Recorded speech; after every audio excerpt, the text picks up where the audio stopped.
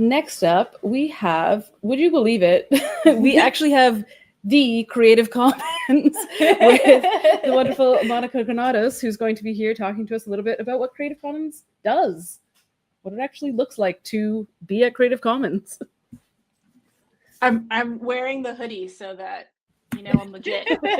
Amazing. That's how we know. Hi, everybody. Yeah, I'm from Creative Commons. My name is Monica Granados. My pronouns are she, her.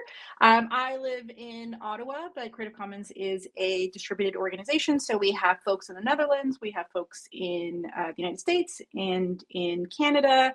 We have someone in Malta as well. And yeah, you might have heard of us as our licenses are in probably a lot of the hardware and documentation that you use. And I wanted to give you an overview of who Creative Commons is, an overview of the licenses and like why the CC BY Share Alike license is what is recommended in open hardware, and just give you an opportunity to ask any questions. So what's been my journey to open? I'm actually trained as an ecologist. So I did a PhD in ecology looking at food web interactions, particularly around introduced omnivory. And while I was doing that research, I was introduced to sort of this parallel concept of open science and just openness in sort of writ large. And it was a really big contrast to the way I was trained to do research, which was really closed. It was, keep your data to yourself. Don't speak about any conclusions or results until, it's in the manuscript that goes behind closed doors to editors to publish. And when I was introduced to a different way to do science, it really seemed to me that lined up much more with the ethos of what research and just knowledge production should be. Like, what if we lived in a world where we readily shared our research? And what are all the sort of the different types of permutations we can have in openness? And that's why I'm so excited to be here around open hardware, because I think that's such an exciting space and like the potential of the type of knowledge and derivative works and just good that you can do when you make your work open. I do have a presentation. Oh, I have to upload them. Okay.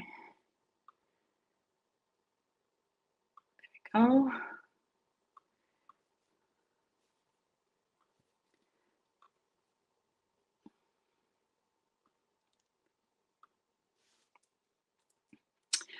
So what is Creative Commons? Again, probably a lot of you folks are already familiar with Creative Commons, but we are a nonprofit organization that empowers communities like the community here today and around the world through technical, legal, and policy solutions that enable the sharing of education, culture, and science in the public interest. The idea that if we can make things open, we can make things more accessible, we can do more good in the world. Openness as a means to a better world, whether that is through art or culture or science or hardware. And it really has been a licensing scheme that has been readily adopted across so many different types of disciplines and sectors.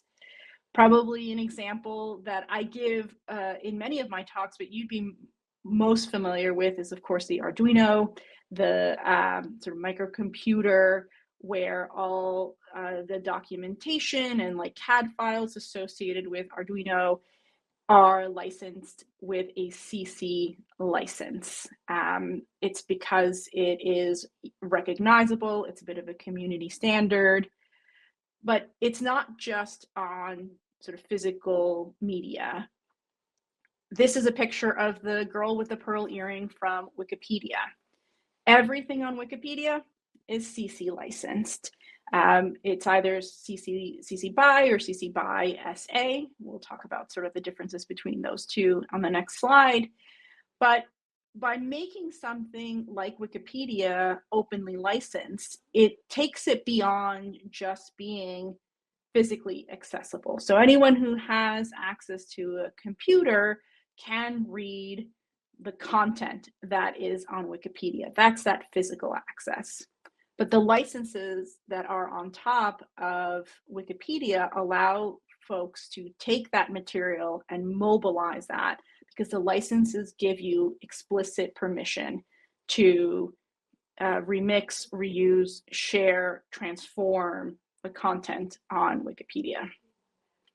There's also some other like really fun examples of the CC licenses being used on content that you wouldn't expect, like Cards Against Humanity, which probably a lot of you have played. It's the same concept as Apples to Apples, with more mature themes. You can go onto Cards Against Humanity's website and you can download a PDF of the cards, and you can remix them, you can share them, you can make your own version of the board game because of the CC license that it carries. It enables you as a creator, whether you're an artist or a scientist or an open hardware enthusiast, to hold on to your copyright, but give others the opportunity to use your copyrighted work or creation. So our licenses are copyright licenses, and they're created to be very simple and a standardized way, again, to give permission to share research outputs, culture, hardware, board games, art, basically anything that's not like software and code. We recommend our licenses. If you are a creator, you have copyrighted creation, you can use the CC licenses. So what are they? If you're not familiar with them, they are intentionally designed to be on a spectrum, from the most open to the least open, or the most permissive to the least permissive. So the least permissive or least open is all rights reserved copyright.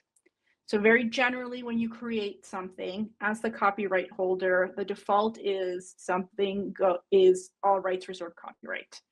So even if I create something and put it on the internet, that's still my copyright. So someone can't take it and commercialize it. They can't take it and translate it. They can't take it and put it into a book. The default is all rights reserved. So when you enter a website, if there's no indication of an open license, the website, its images, its content, its information has an all rights reserved copyright. But you believe in open, and so you want to move up this spectrum. The most open version of tools that we provide is our public domain dedication. That's our CC0.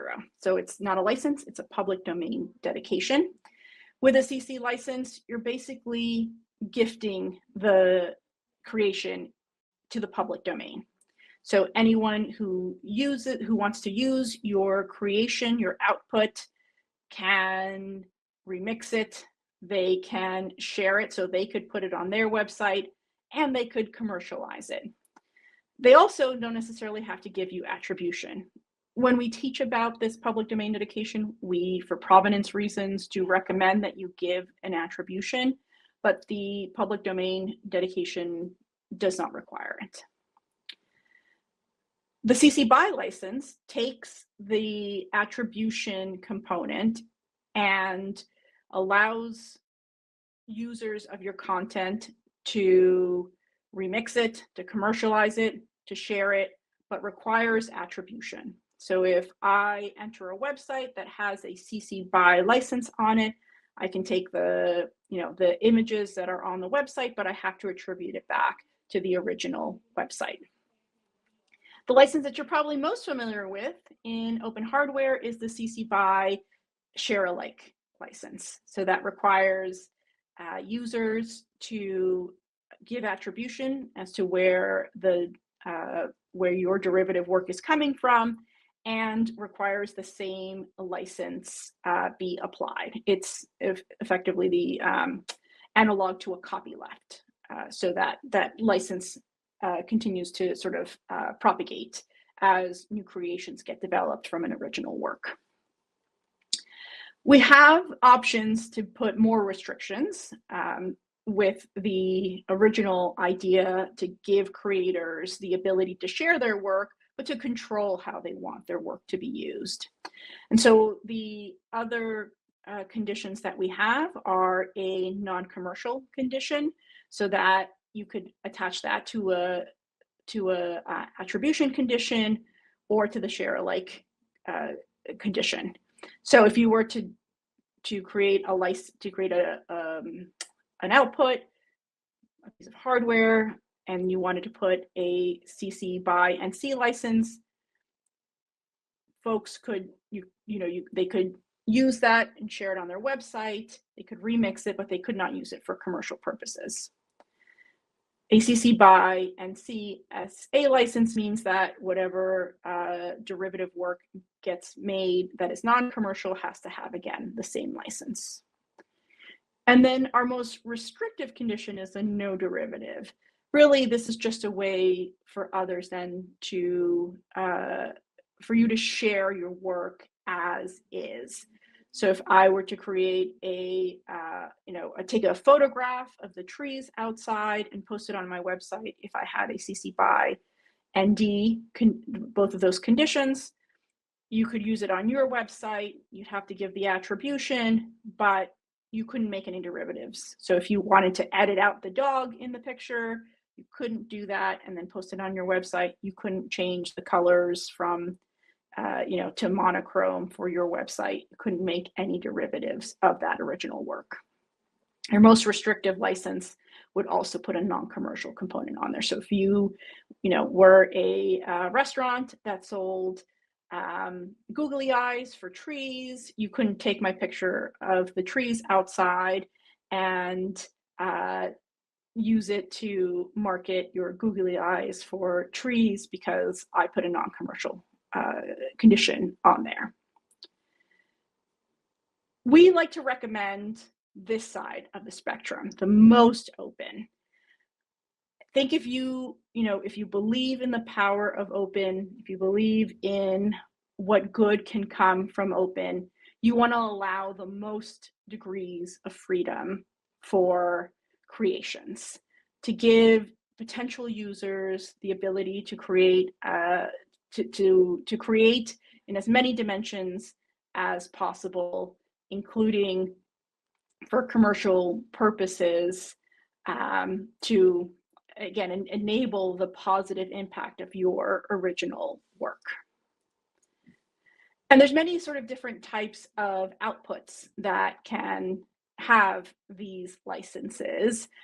I work in the open science space, so often I'm thinking about different types of research outputs. And I think even in like the open hardware space, there's probably a lot of documentation that is also associated beyond just the physical artifact of the technology that you're creating. We recommend for research outputs to use the CC BY license for things like a preprint or a publication.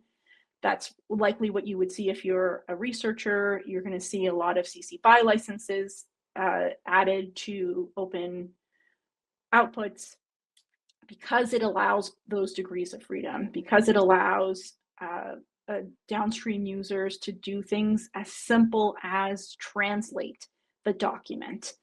That can only happen if you have the permissions to do that with something like a CC BY license. I know that Open Software Hardware Association, Open Source Hardware Association, recommends a CC BY SA license, and I think that's inconsistent with the sort of sharing norms of this space to include that copyleft component, excuse me, to the license. We also have provisions to add licenses to things like images. So if you create something like, like a new motherboard, and you want to show pictures of the hardware that you've created, you can also openly license the image of the hardware itself as well. Thinking about what's the most permissive license I can put on there that honors what you want to do as a creator and to share it, and also thinking about what can you enable downstream of from your creation. I'm just going to drop my contact here. At Creative Commons, we have a ton of different ways to get involved and to learn more about Creative Commons, and specifically like how the licenses can enable like your creations to fulfill their greatest potential by allowing others to take what you've created and build on top of it. We have offerings for training. We have legal office hours. So maybe you have like a very specific question that interfaces with like trademark or some kind of IP. You can come to our legal office hours. There's more information on our website, and ask those types of questions. Our remit is to have our licenses be adopted in as many types of creations as possible, and to give you the tools and resources to do that. Amazing. Thank you so much, Monica. It's so cool to actually like get a bit of a behind the scenes on Creative Commons and how y'all are making this work keep going. And I think folks should definitely make sure to utilize those office hours, because I know I get a lot of questions about licenses and I do my darndest, but it was really helpful to have such like a detailed breakdown, and just to like understand, like, especially seeing them all like, on the spectrum of openness, and just like, hearing your perspective on that was super, super helpful. So thank you so much for your time. Thanks for joining. Awesome. Thanks for having me here. Bye. See you later.